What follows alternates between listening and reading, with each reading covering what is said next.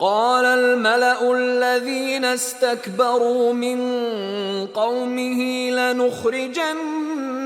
يا شعيب والذين آمنوا معك من قريتنا أو لتعودن في ملتنا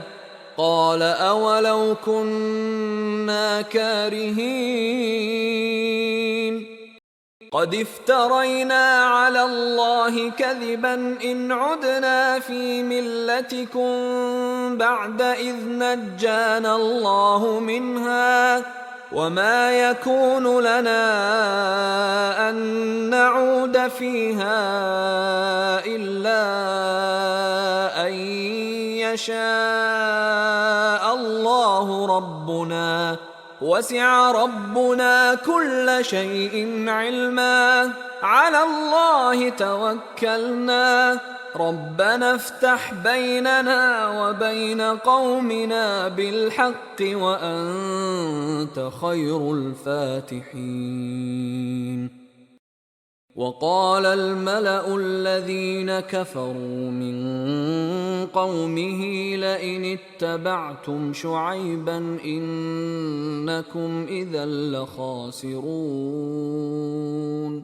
فأخذتهم الرجفة فأصبحوا في دارهم جاثمين الذين كذبوا شعيبا كأن لم يغنوا فيها الذين كذبوا شعيبا كانوا هم الخاسرين فتولى عنهم وقال يا قوم لقد أبلغتكم رسالات ربي ونصحت لكم فكيف آسى على قوم كافرين وما أرسلنا في قرية من نبي إلا أخذنا أهلها بالبأساء والضراء لعلهم يضرعون ثم بدلنا مكان السيئة الحسنة حتى عفوا وقالوا قد مس آباءنا الضراء والسراء فأخذناهم بغتة وهم لا يشعرون ولو أن أهل القرى آمنوا واتقوا لفتحنا عليهم بركات من السماء والأرض ولكن كذبوا فأخذناهم بما كانوا يكسبون أفأمن أهل القرى أن يأتيهم بأسنا بياتا وهم نائمون أوأمن أهل القرى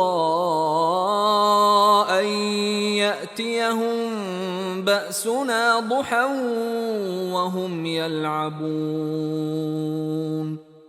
أفأمنوا مكر الله فلا يأمن مكر الله إلا القوم الخاسرون أولم يهد للذين يرثون الأرض من بعد أهلها أن لو نشاء أصبناهم بذنوبهم ونطبع على قلوبهم فهم لا يسمعون تلك القرى نقص عليك من أنبائها ولقد جاءتهم رسلهم بالبينات فما كانوا ليؤمنوا بما كذبوا من قبل كذلك يطبع الله على قلوب الكافرين وما وجدنا لأكثرهم من عهد وإن وجدنا أكثرهم لفاسقين ثم بعثنا من بعدهم موسى بآياتنا إلى فرعون وملئه فظلموا بها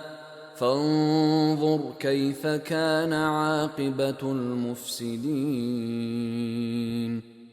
وقال موسى يا فرعون إني رسول من رب العالمين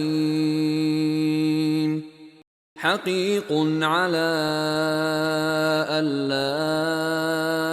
أقول على الله إلا الحق قد جئتكم ببينة من ربكم فأرسل معي بني إسرائيل قال إن كنت جئت بآية فأت بها إن كنت من الصادقين فألقى عصاه فإذا هي ثعبان مبين ونزع يده فإذا هي بيضاء للناظرين قال الملأ من قوم فرعون إن هذا لساحر عليم يريد أن يخرجكم من أرضكم فماذا تأمرون قالوا أرجه وأخاه وأرسل في المدائن حاشرين يأتوك بكل ساحر عليم وجاء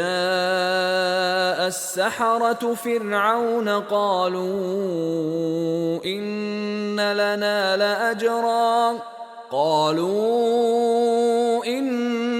لنا لأجرا إن كنا نحن الغالبين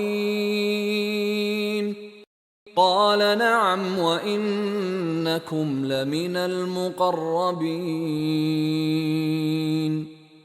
قالوا يا موسى إما أن تلقي وإما أن نكون نحن الملقين قال ألقوا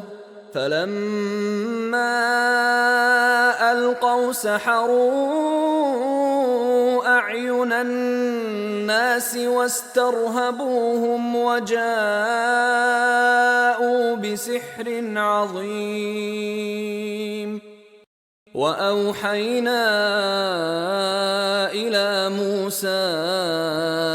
أن ألق عصاك فإذا هي تلقف ما يأفكون فوقع الحق وبطل ما كانوا يعملون فغلبوا هنالك وانقلبوا صاغرين وألقي السحرة ساجدين قالوا آمنا برب العالمين رب موسى وهارون قال فرعون آمنتم به قبل أن آذن لكم إن هذا لمكر مكرتموه في المدينة لتخرجوا منها أهلها فسوف تعلمون لأقطعن أيديكم وأرجلكم من خلاف ثم لأصلبنكم أجمعين قالوا إنا إلى ربنا منقلبون وما تنقم منا إلا أن آمنا بآيات ربنا لما جاءتنا ربنا أفرغ علينا صبرا وتوفنا مسلمين وقال الملأ من قوم فرعون أتذر موسى وقومه ليفسدوا في الأرض ويذرك وآلهتك قال سنقتل أبناءهم ونستحيي نساءهم وإنا فوقهم قاهرون قال موسى لقومه استعينوا بالله واصبروا إن الأرض لله يورثها من يشاء من عباده والعاقبة للمتقين قالوا أوذينا من قبل أن تأتينا ومن بعد ما جئتنا قال عسى ربكم أن يهلك عدوكم ويستخلفكم في الأرض فينظر كيف تعملون ولقد أخذنا آل فرعون بالسنين ونقص من الثمرات لعلهم يذكرون فإذا جاءتهم الحسنة قالوا لنا هذه وإن تصبهم سيئة يطيروا بموسى ومن معه ألا إنما طائرهم عند الله ولكن أكثرهم لا يعلمون وقالوا مهما تأتنا به من آية لتسحرنا بها فما نحن لك بمؤمنين فأرسلنا عليهم الطوفان والجراد والقمل والضفادع والدم آيات مفصلات فاستكبروا وكانوا قوما مجرمين ولما وقع عليهم الرجز قالوا يا موسى ادع لنا ربك بما عهد عندك لئن كشفت عنا الرجز لنؤمنن لك ولنرسلن معك بني إسرائيل فلما كشفنا عنهم الرجز إلى أجل هم بالغوه إذا هم ينكثون فانتقمنا منهم فأغرقناهم في اليم بأنهم كذبوا فأغرقناهم في اليم بأنهم كذبوا بآياتنا وكانوا عنها غافلين. وأورثنا القوم الذين كانوا يستضعفون مشارق الأرض ومغاربها التي باركنا فيها، وتمت كلمة ربك الحسنى على بني إسرائيل بما صبروا، ودمرنا ما كان يصنع فرعون وقومه وما كانوا يعرشون. وجاوزنا ببني إسرائيل البحر فأتوا على قوم يعكفون على أصنام لهم، قالوا يا موسى اجعل لنا إلها كما لهم آلهة، قال إنكم قوم تجهلون.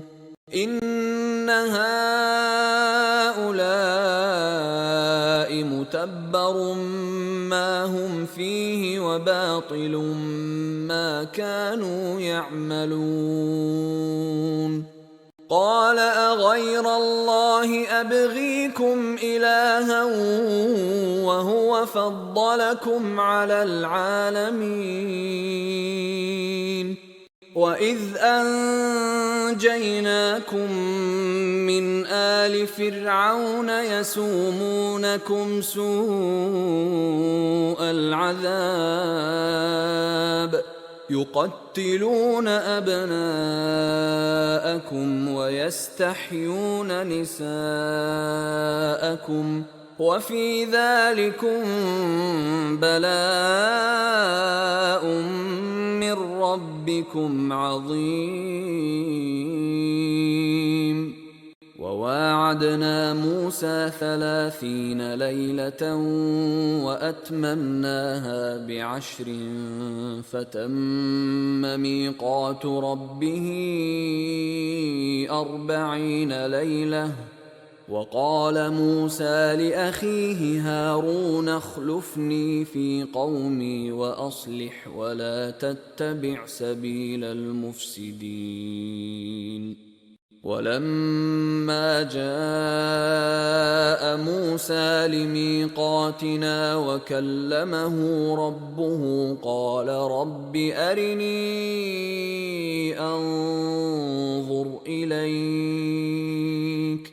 قال لن تراني ولكن انظر إلى الجبل فإن استقر مكانه فسوف تراني. فلما تجلى ربه للجبل جعله دكا وخر موسى صعقا. فلما أفاق قال سبحانك تبت إليك وأنا أول المؤمنين. قال يا موسى إني اصطفيتك على الناس برسالاتي وبكلامي فخذ ما آتيتك وكن من الشاكرين. وكتبنا له في الألواح من كل شيء موعظة وتفصيلا لكل شيء فخذها بقوة وأمر قومك يأخذوا بأحسنها سأريكم دار الفاسقين. سأصرف عن آياتي الذين يتكبرون في الأرض بغير الحق وإن يروا كل آية لا يؤمنوا بها وإن يروا سبيل الرشد لا يتخذوه سبيلا وإن يروا سبيل الغي يتخذوه سبيلا ذلك بأنهم كذبوا بآياتنا وكانوا عنها غافلين والذين كذبوا بآياتنا ولقاء الآخرة حبطت أعمالهم هل يجزون إلا ما كانوا يعملون واتخذ قوم موسى من بعده من حليهم عجلا جسدا له خوار ألم يروا أنه لا يكلمهم ولا يهديهم سبيلا اتخذوه وكانوا ظالمين ولما سقط في أيديهم ورأوا أنهم قد ضلوا قالوا لئن لم يرحمنا ربنا ويغفر لنا لنكونن من الخاسرين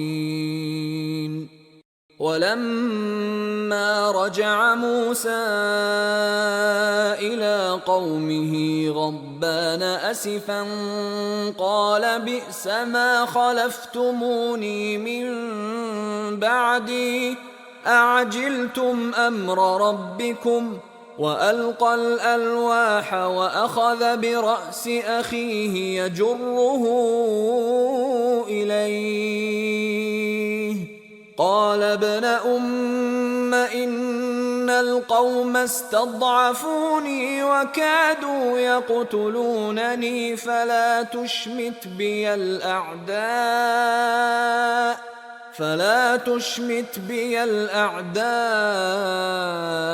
ولا تجعلني مع القوم الظالمين قال رب اغفر لي ولأخي وأدخلنا في رحمتك وأنت أرحم الراحمين إن الذين اتخذوا العجل سينالهم غضب من ربهم وذلة في الحياة الدنيا وكذلك نجزي المفترين والذين عملوا السيئات ثم تابوا من بعدها وآمنوا إن ربك من بعدها لغفور رحيم ولما سكت عن موسى الغضب أخذ الألواح وفي نسختها هدى ورحمة للذين هم لربهم يرهبون واختار موسى قومه 70 رجلا لميقاتنا فلما أخذتهم الرجفة قال رب لو شئت أهلكتهم من قبل وإياي أتهلكنا بما فعل السفهاء منا إن هي إلا فتنتك تضل بها من تشاء وتهدي من تشاء أنت ولينا فاغفر لنا وارحمنا وأنت خير الغافرين واكتب لنا في هذه الدنيا حسنة وفي الآخرة إنا هدنا إليك. قال عذابي أصيب به من أشاء ورحمتي وسعت كل شيء فسأكتبها للذين يتقون ويؤتون الزكاة والذين هم بآياتنا يؤمنون. الذين يتبعون الرسول النبي الأمي الذي يجدونه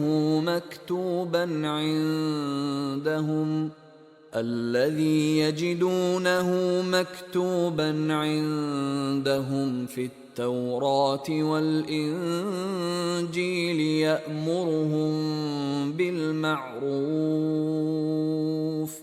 يأمرهم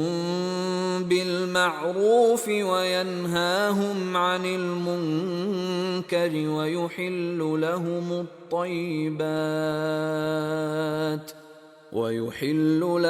الطيبات ويحرم عليهم الخبائث ويضع عنهم إصرهم والأغلال التي كانت عليهم. فالذين آمنوا به وعزروه ونصروه واتبعوا النور الذي أنزل معه أولئك هم المفلحون. قل يا أيها الناس إني رسول الله إليكم جميعا الذي له ملك السماوات والأرض لا إله إلا هو يحيي ويميت فآمنوا بالله ورسوله النبي الأمي الذي يؤمن بالله وكلماته واتبعوه لعلكم تهتدون. ومن قوم موسى أمة يهدون بالحق وبه يعدلون. وقطعناهم 12 أسباطا أمما وأوحينا إلى موسى إذ استسقاه قومه أن اضرب بعصاك الحجر فانبجست منه 12 عينا قد علم كل أناس مشربهم وظللنا عليهم الغمام وأنزلنا عليهم المن والسلوى كلوا من طيبات ما رزقناكم وما ظلمونا ولكن كانوا أنفسهم يظلمون. وإذ قيل لهم اسكنوا هذه القرية وكلوا منها حيث شئتم وقولوا حطة وادخلوا الباب سجدا نغفر لكم خطيئاتكم سنزيد المحسنين. فبدل الذين ظلموا منهم قولا غير الذي قيل لهم فأرسلنا عليهم رجزا من السماء بما كانوا يظلمون. واسألهم عن القرية التي كانت حاضرة البحر إذ يعدون في السبت إذ تأتيهم حيتانهم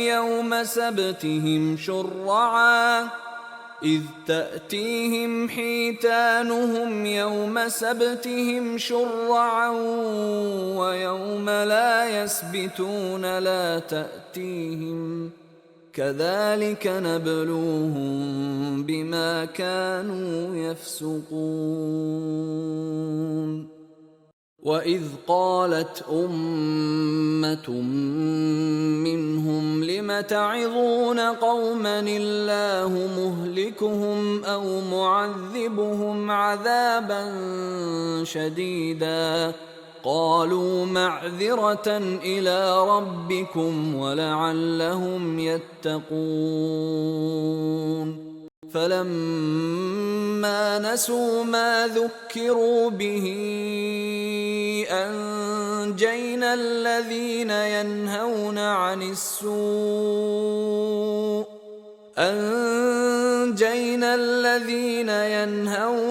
السوء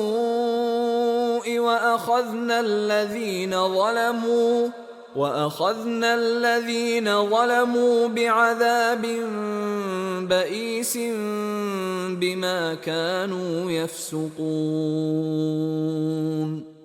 فلما عتوا عما نهوا عنه قلنا لهم كونوا قردة خاسئين. وإذ تأذن ربك ليبعثن عليهم إلى يوم القيامة من يسومهم سوء العذاب إن ربك لسريع العقاب وإنه لغفور رحيم. وقطعناهم في الأرض أمما منهم الصالحون ومنهم دون ذلك وبلوناهم بالحسنات والسيئات لعلهم يرجعون. فخلف من بعدهم خلف ورثوا الكتاب يأخذون عرض هذا الأدنى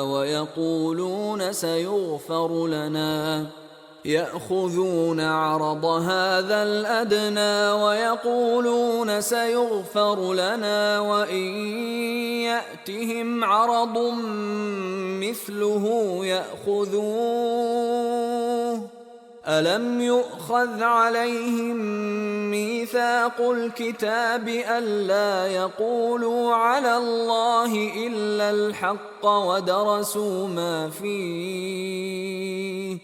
والدار الآخرة خير للذين يتقون أفلا تعقلون. والذين يمسكون بالكتاب وأقاموا الصلاة إنا لا نضيع أجر المصلحين. وإذ نتقنا الجبل فوقهم كأنه ظلة وظنوا أنه واقع بهم خذوا ما آتيناكم بقوة واذكروا ما فيه لعلكم تتقون. وإذ أخذ ربك من بني آدم من ظهورهم ذريتهم وأشهدهم على أنفسهم ألست بربكم قالوا بلى شهدنا أن تقولوا يوم القيامة إنا كنا عن هذا غافلين. أو تقولوا إنما أشرك آباؤنا من قبل وكنا ذرية من بعدهم أفتهلكنا بما فعل المبطلون وكذلك نفصل الآيات ولعلهم يرجعون واتل عليهم نبأ الذي آتيناه آياتنا فانسلخ منها فأتبعه الشيطان فكان من الغاوين ولو شئنا لرفعناه بها ولكنه أخلد إلى الأرض واتبع هواه فمثله كمثل الكلب إن تحمل عليه يلهث أو تتركه يلهث ذلك مثل القوم الذين كذبوا بآياتنا فاقصص القصص لعلهم يتفكرون ساء مثلا القوم الذين كذبوا بآياتنا وأنفسهم كانوا يظلمون من يهد الله فهو المهتدي ومن يضلل فأولئك هم الخاسرون ولقد ذرأنا لجهنم كثيرا من الجن والإنس لهم قلوب لا يفقهون بها ولهم أعين لا يبصرون بها ولهم آذان لا يسمعون بها أولئك كالأنعام بل هم أضل أولئك هم الغافلون ولله الأسماء الحسنى فادعوه بها وذروا الذين يلحدون في أسمائه سيجزون ما كانوا يعملون وممن خلقنا أمة يهدون بالحق وبه يعدلون والذين كذبوا بآياتنا سنستدرجهم من حيث لا يعلمون وأملي لهم إن كيدي متين أولم يتفكروا ما بصاحبهم من جنة إن هو إلا نذير مبين أولم ينظروا في ملكوت السماوات والأرض وما خلق الله من شيء وأن عسى أن يكون قد اقترب أجلهم فبأي حديث بعده يؤمنون من يضلل الله فلا هادي له ويذرهم في طغيانهم يعمهون يسألونك عن الساعة أيان مرساها قل إنما علمها عند ربي لا يجليها لوقتها إلا هو ثقلت في السماوات والأرض لا تأتيكم إلا بغتة يسألونك كأنك حفي عنها قل إنما علمها عند الله ولكن أكثر الناس لا يعلمون قل لا أملك لنفسي نفعا ولا ضرا إلا ما شاء الله ولو كنت أعلم الغيب لاستكثرت من الخير وما مسني السوء إن أنا إلا نذير وبشير لقوم يؤمنون هو الذي خلقكم من نفس واحدة وجعل منها زوجها ليسكن إليها فلما تغشاها حملت حملا خفيفا فمرت به فلما أثقلت دعوا الله ربهما لئن آتيتنا صالحا لنكونن من الشاكرين فلما آتاهما صالحا جعلا له شركاء فيما آتاهما فتعالى الله عما يشركون أيشركون ما لا يخلق شيئا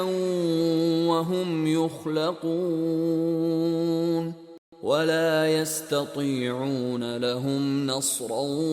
ولا أنفسهم ينصرون وإن تدعوهم إلى الهدى لا يتبعوكم سواء عليكم أدعوتموهم أم أنتم صامتون إن الذين تدعون من دون الله عباد أمثالكم فادعوهم فليستجيبوا لكم إن كنتم صادقين ألهم أرجل يمشون بها أم لهم أيدي يبطشون بها أم لهم أعين يبصرون بها أم لهم آذان يسمعون بها قل ادعوا شركاءكم ثم كيدون فلا تنظرون إن وليي الله الذي نزل الكتاب وهو يتولى الصالحين والذين تدعون من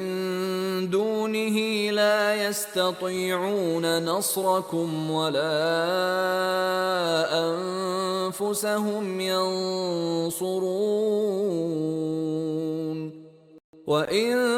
تدعوهم إلى الهدى لا يسمعوا وتراهم ينظرون إليك وهم لا يبصرون خذ العفو وأمر بالعرف وأعرض عن الجاهلين وإما ينزغنك من الشيطان نزغ فاستعذ بالله إنه سميع عليم إن الذين اتقوا إذا مسهم طائف من الشيطان تذكروا فإذا هم مبصرون وإخوانهم يمدونهم في الغي ثم لا يقصرون وإذا لم تأتهم بآية قالوا لولا اجتبيتها قل إنما أتبع ما يوحى إلي من ربي هذا بصائر من ربكم وهدى ورحمة لقوم يؤمنون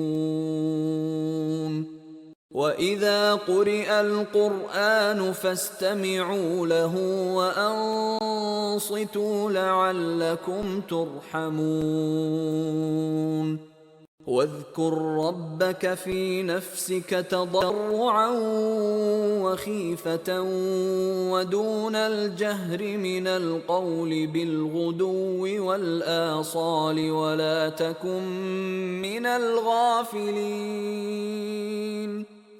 إن الذين عند ربك لا يستكبرون عن عبادته ويسبحونه وله يسجدون بسم الله الرحمن الرحيم يسألونك عن الأنفال قل الأنفال لله والرسول فاتقوا الله وأصلحوا ذات بينكم وأطيعوا الله ورسوله إن كنتم مؤمنين إنما المؤمنون الذين إذا ذكر الله وجلت قلوبهم وإذا تليت عليهم آياته زادتهم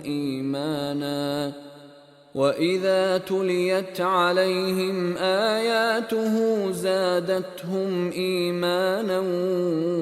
وعلى ربهم يتوكلون الذين يقيمون الصلاة ومما رزقناهم ينفقون أولئك هم المؤمنون حقا لهم درجات عند ربهم ومغفرة ورزق كريم كما أخرجك ربك من بيتك بالحق وإن فريقا من المؤمنين لكارهون يجادلونك في الحق بعدما تبين كأنما يساقون إلى الموت وهم ينظرون وإذ يعدكم الله إحدى الطائفتين أنها لكم وتودون أن غير ذات الشوكة تكون لكم ويريد الله أن يحق الحق بكلماته ويقطع دابر الكافرين ليحق الحق ويبطل الباطل ولو كره المجرمون إذ تستغيثون ربكم فاستجاب لكم أني ممدكم ب1000 من الملائكة مردفين وما جعله الله إلا بشرى ولتطمئن به قلوبكم وما النصر إلا من عند الله إن الله عزيز حكيم. إذ يغشيكم النعاس أمنة منه وينزل عليكم من السماء ماء ليطهركم به ويذهب عنكم رجز الشيطان وليربط على قلوبكم ويثبت به الأقدام. إذ يوحي ربك إلى الملائكة أني معكم فثبتوا الذين آمنوا سألقي في قلوب الذين كفروا الرعب فاضربوا فوق الأعناق واضربوا منهم كل بنان. ذلك بأنهم شاقوا الله ورسوله ومن يشاقق الله ورسوله فإن الله شديد العقاب. ذلكم فذوقوه وأن للكافرين عذاب النار. يا أيها الذين آمنوا إذا لقيتم الذين كفروا زحفا فلا تولوهم الأدبار ومن يولهم يومئذ دبره إلا متحرفا لقتال أو متحيزا إلى فئة فقد باء بغضب من الله ومأواه جهنم وبئس المصير. فلم تقتلوهم ولكن الله قتلهم وما رميت إذ رميت ولكن الله رمى وليبلي المؤمنين منه بلاء حسنا إن الله سميع عليم. ذلكم وأن الله موهن كيد الكافرين. إن تستفتحوا فقد جاءكم الفتح وإن تنتهوا فهو خير لكم وإن تعودوا نعد ولن تغني عنكم فئتكم شيئا ولو كثرت وأن الله مع المؤمنين. يا أيها الذين آمنوا أطيعوا الله ورسوله ولا تولوا عنه وأنتم تسمعون.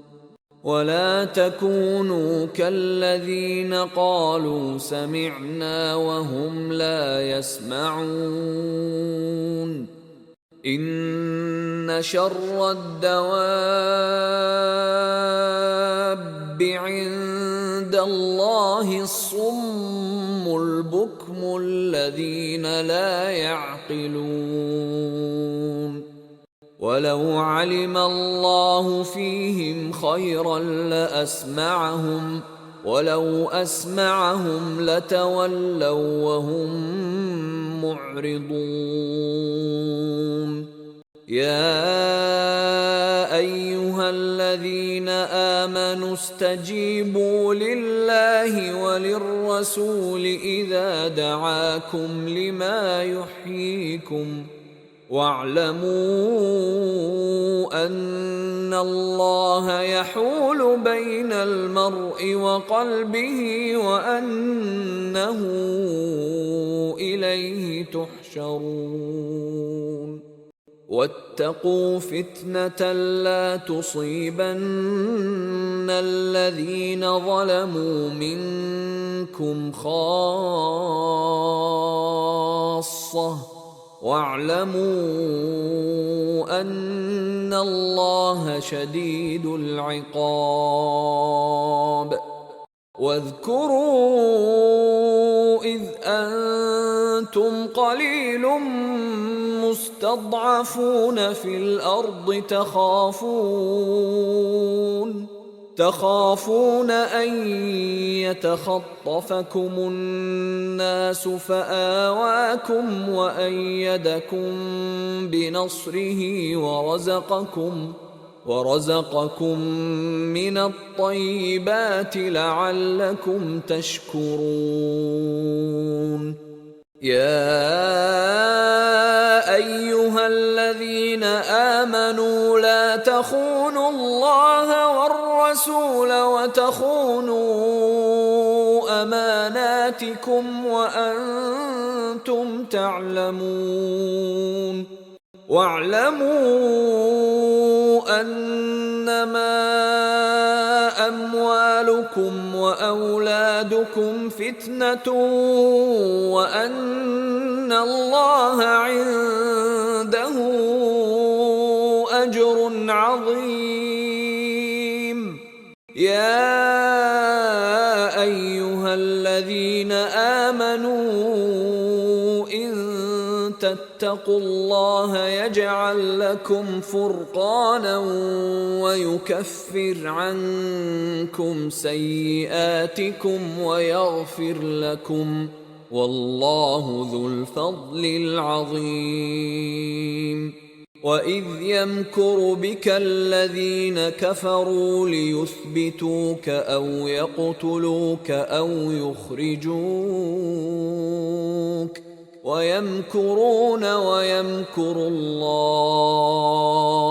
والله خير الماكرين وإذا تتلى عليهم آياتنا قالوا قد سمعنا لو نشاء لقلنا مثل هذا إن هذا إلا أساطير الأولين وإذ قالوا اللهم إن كان هذا هو الحق من عندك فأمطر علينا حجارة من السماء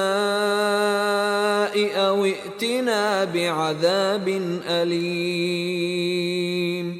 وما كان الله ليعذبهم وأنت فيهم وما كان الله معذبهم وهم يستغفرون وما لهم ألا يعذبهم الله وهم يصدون عن المسجد الحرام وما كانوا أولياءه إن أولياؤه إلا المتقون ولكن أكثرهم لا يعلمون وما كان صلاتهم عند البيت إلا مكاء وتصدية فذوقوا العذاب بما كنتم تكفرون إن الذين كفروا ينفقون أموالهم ليصدوا عن سبيل الله فسينفقونها ثم تكون عليهم حسرة ثم يغلبون والذين كفروا